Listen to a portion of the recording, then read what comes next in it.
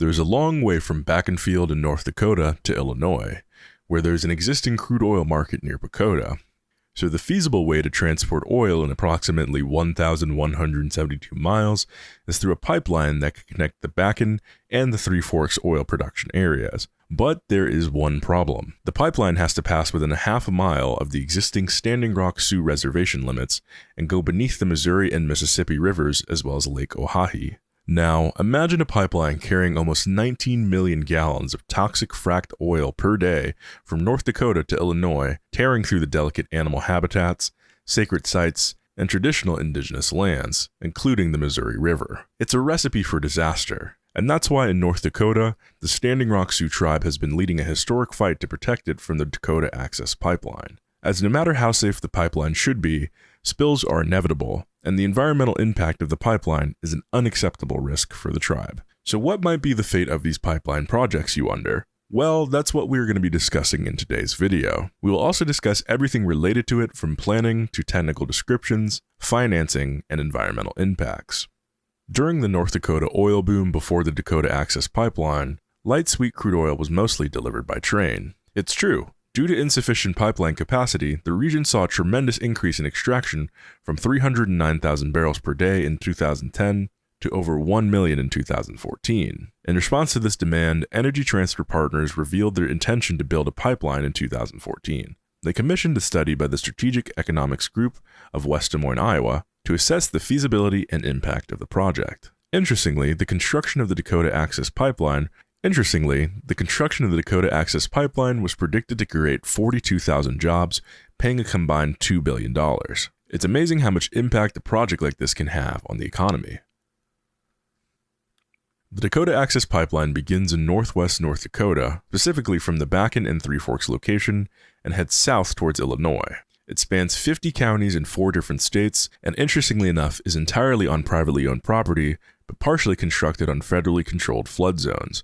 The pipeline's route covers 7 counties in North Dakota, stretching 346 miles, and includes a smaller collection pipeline and a longer transmission pipeline, spanning 143 and 200 miles respectively. The route passes through several towns including Stanley, Epping, Trenton, Watford City, Johnson's Corner, Williston, Bismarck, and Cannonball. The pipeline also includes 1 electric pump station and 6 tank farm sites. Initially, there was a suggestion to lay the pipeline northeast of Bismarck, but it was deemed not feasible due to potential impacts on the wellhead water sources and other factors. Environmental activist Jesse Jackson criticized the decision, calling it racist in nature. Instead, the pipeline was rerouted to run in the same corridor as the 1982 built Northern Border Pipeline, and to avoid the Missouri River, the pipeline would have been dug deep as 90 feet below the riverbed. Moving on to South Dakota, the pipeline covers 274 miles and passes through several counties, including Campbell, McPherson, Edmonds,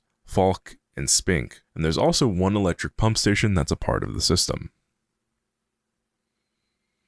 The pipeline would cost a whopping $3.78 billion to build. They spent $1.4 billion on the part that went through North Dakota, $820 million on the section that passed through South Dakota, $1.04 billion on the Iowa section, and $516 million on the Illinois section. The pipeline has a construction right-of-way up to 150 feet in length and a permanent easement of 50 feet in width.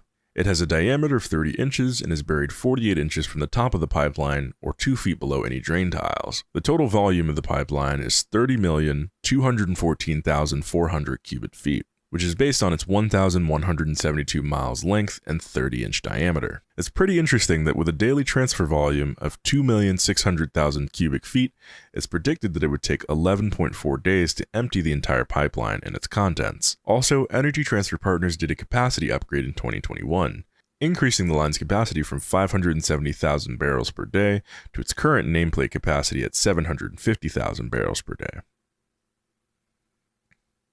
On May 14, 2017, the Dakota Access pipeline carried oil for the first time, marking the beginning of commercial operations. The pipeline was tested for leaks and completed on June 1st of 2017, and according to Forbes, the pipeline has been moving more than 500,000 barrels of oil per day since its first year of operation, and has transported a total of 182.5 million barrels of oil. The pipeline's capacity increased over time, and by 2021 it could carry up to 750,000 barrels of oil per day. In fact, the pipeline was responsible for supplying more than 40% of the oil produced in the Bakken area. When a district judge named James E. Boasberg ruled that the government had not done enough to study the pipeline's impact on the environment, Boasberg ordered the Army Corps of Engineers to conduct a new environmental impact review. And in July of the same year, Boasberg ordered the pipeline to be shut down and emptied of oil until the environmental review was complete.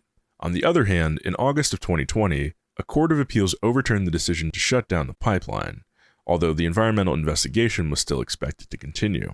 Later on, the United States Court of Appeals for the District of Columbia Circuit sided with the Standing Rock Sioux and other tribes in arguing that the pipeline segment below Lake Oahe should have undergone more comprehensive environmental evaluation. The decision was upheld by the Supreme Court of the United States in February of 2022. In addition, there were also many environmental impacts of the project, as right before the construction started, some farmers expressed their concerns about the potential negative impacts the pipeline would have on their land, such as tilling, soil erosion, and soil quality. They also worried about possible pipeline breaches due to the unstable regions that are prone to floods. Leaks could pose a serious threat to the environment, and the growth of invasive weeds around the pipeline could exacerbate the issue. Environmental advocacy organizations also raised concerns in 2014 about the potential dangers due to public health, safety, and the environment, including air and water quality. Greenpeace, the Science and Environmental Health Network, and over 160 scientists spoke out against the project in 2016. In addition, environmentalists and Native American groups were worried in 2016 about the potential for the Missouri River to become polluted in the event of a spill or leak, as the pipeline passes beneath Lake Oahe, a major source of water. Sioux tribes have also expressed concern about the possibility of pipeline leaks. Most of the Dakota Access pipeline was built following state law, but since it goes over or under federal dams, streams, and rivers, the federal government has authority over 37 miles of the 1,100-mile-long pipeline. This is regulated by the Army Corps of Engineers on behalf of the government. The Standing Rock Sioux, alongside other indigenous tribes and environmental groups, are not in favor of the pipeline. They worry that the oil it carries could produce greenhouse gas emission, and that a spill could contaminate the drinking water supply for the state and tribal communities. Despite significant opposition from indigenous communities and environmental organizations, on May 3, 2021, the Army Corps of Engineers announced that it would keep the pipeline running while it prepares an environmental impact assessment as directed by the court. The draft EIS is anticipated to be ready by spring 2023. However, permission for the pipeline to go under Lake Oahe in South Dakota has not yet been granted by the Corps. And that has been everything you need to know about the controversial Dakota Access pipeline projects. We hope you enjoyed the video. Feel free to share your thoughts in the comment section. Moreover, if you're new and haven't subscribed to the channel yet, remember to subscribe to the channel and hit that bell icon so you won't miss any useful, informative daily videos. Thank you for watching, and best of luck.